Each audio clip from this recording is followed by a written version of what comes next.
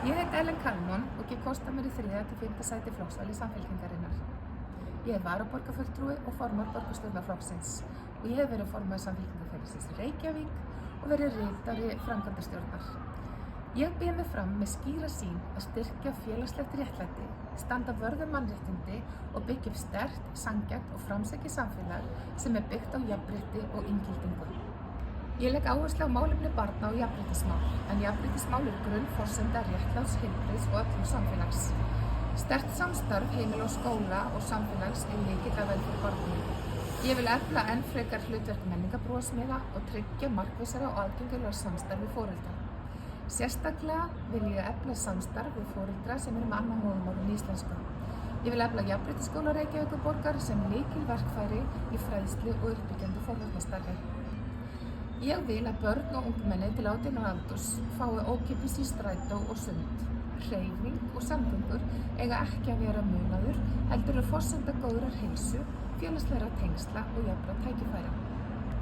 Ég vil koma á fót barnamenningahúsi og þróa fjölskylduvæna innviði, svo sem fjölskylduleikvelli þar sem allar kynslóðir geta komið saman.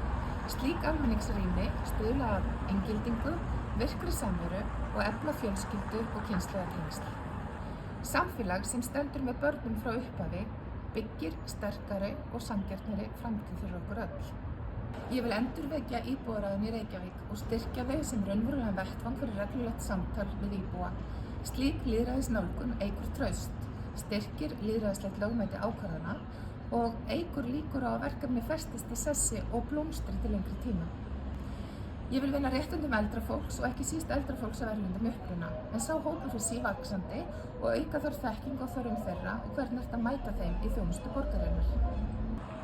Ég er grunnskólakennari mennt og var rétt að ljúka við meistarritgerð í opinberri stjórnsýslu þar sem ég fjallaði um húsnæðismál Grindvíkinga og þekki því vel stöðuna á húsnæðismarkaði í dag.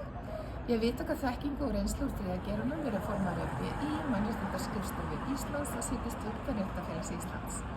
Þekking mín og borgarkerfinu og íslensku samfélagi hefur nýst mér í störfum mínum fyrir borgina og ég vil gjarnan fá umboð að starfa enn frekar að betra borgarsamfélagi. Ég sækist hér með eftir stuðningi þínum í 3. til 5. sæti í flokksvalinu 24. janúar og ég lofa þér að ég mun gera mitt allra besta.